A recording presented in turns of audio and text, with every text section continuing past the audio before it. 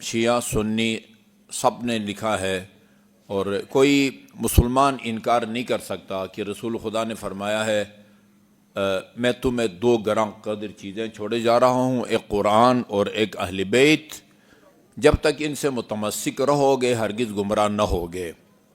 قرآن اور اہل بیت سے متمسک ہونے کا مطلب یہ ہے کہ اپنا دین عقیدہ بھی قرآن اور اہل بیت سے لیں، عبادات، لین دین، نکاح، طلاق، تجارت وغیرہ اس کا طریقہ بھی قرآن اور اہل بیت سے لیں۔ وہ قرآنی آیات جن میں احکام کو بیان کیا گیا ہے، یہ چیز حلال ہے، یہ چیز حرام ہے، یہ چیز پاک ہے، یہ چیز نجس ہے، نماز کے مسائل، روزے کے مسائل، خمس کے مسائل، طلاق کے تجارت کے مسائل، اچھا جی قسم کے، قرض کے وغیرہ وغیرہ، ان کو آیات احکام کہا جاتا ہے۔ آپ سے اگر کوئی پوچھے کہ قرآن کی وہ آیات کتنی ہیں کہ جن میں ان احکام کو بیان کیا گیا ہے، تو جن کو ان آیات کی تعداد معلوم ہے ان کا ترجمہ تفسیر نہیں پوچھ رہا، تعداد وہ کتنی آیات ہے جن میں یہ احکام بیان کیے گئے ہیں، نماز، روزہ، ناپاک، نجیس، طلاق وغیرہ، جس کو ان کی عدد کا پتہ ہے وہ ہاتھ اٹھائے۔ ایک ہاتھ اٹھا ہے، ہاں 313 کہتے ہیں، 500 یعنی ایک ہاتھ بھی نہیں اٹھا، انہوں نے اٹھایا وہ 313 تو وہ امام زمان کے جو بڑے بڑے کمانڈر ہوں گے وہ 313 ہوں گے نا۔ 500 آیات ہیں جن میں احکام کو بیان کیا گیا ہے۔ اچھا جی،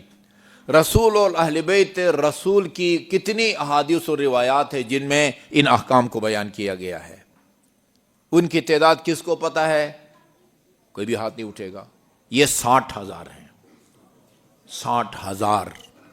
یعنی احکام کو سمجھنے کے لیے 500 قرآنی آیات کی تفسیر معلوم ہونی چاہیے، 60,000 جو روایات ہیں رسول اور اہل بیت رسول علیہم الصلاۃ والسلام، ان میں چھان بین کی صلاحیت موجود ہو اور ان کا مطلب بھی بندے کو سمجھ میں آتا ہو۔ اچھا، بڑے شد و مت کے ساتھ چینلوں پر بیٹھ کے کہتے ہیں تقلید کی مخالفت کرتے ہیں، لوگ تقلید کی مخالفت کرتے ہیں۔ نہ کریں بھئی، آپ تقلید کسی کی نہ کریں، آپ خود قرآن کی 500 آیات اور اس کی تفسیر کو سمجھیں اور 60,000 احادیث کا مطلب بھی سمجھیں۔ کسی مجتہد کی ضرورت نہیں ہے، خود قرآن اور سنت پر عمل کریں۔ کس کے پاس اتنا وقت ہے؟ آپ نے نوکری نہیں کرنی ہے، آپ نے کاروبار نہیں کرنا ہے، آپ نے کارخانہ نہیں چلانا ہے، آپ نے ہوٹل نہیں چلانا ہے، ہاں آپ بھائی ڈرائیور ہیں، آپ ہوائی جہاز چلاتے ہیں، بھائی آپ ٹرین چلاتے ہیں،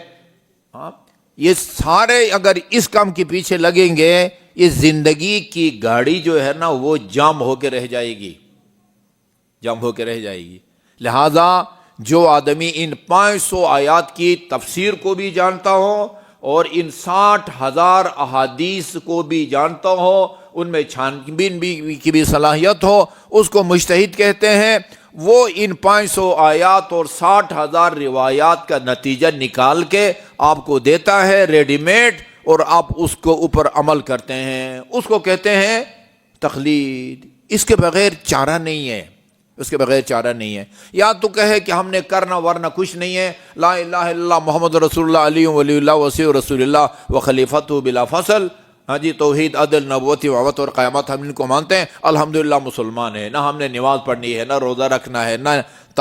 نکاح کرنا ہے، نہ تجارت کرنا ہے، کچھ نہیں کرنا، صرف مسلمان ہو کے پاک ہونا ہے، تو پھر کسی تقلید کی ضرورت نہیں ہے۔ اور اگر آپ نے اعمال انجام دینے ہیں، نماز پڑھنی ہے، روزہ رکھنا ہے، نکاح کرنا ہے، تو پتہ ہونا چاہیے کن کن سے نکاح ہو سکتا ہے، کن سے نکاح نہیں ہو سکتا ہے۔ بیوی کو طلاق دینا ہے تو کس طرح طلاق دی جاتی ہے، اچھا عدالت جو طلاق جاری کرتی ہے اس کی کوئی شرعی حیثیت ہے یا نہیں ہے، یہ سب معلوم ہونا چاہیے لوگوں کو۔ نہیں پتہ ہوتا اور جو خاتون عدالت سے طلاق یافتہ ہے اس سے شادی کر کے اولاد پیدا ہونے کے بعد جا کے پتہ چلتا ہے اوہو یہ تو ابھی تک پہلے میاں کے نکاح میں ہے، اولاد پیدا ہونے کے بعد پتہ چلتا ہے۔ یہ کس چیز کی نشانی، وجہ کیا ہے اس کی؟ تقلید نہیں کرتے، علماء سے دور رہتے ہیں جی، اور پھر پریشر بھی ڈالتے ہیں علماء کے اوپر، اس کا حل نکالو، آپ نے خود پھنسایا ہے دام میں، تو میں آپ کو کیسے نکالوں؟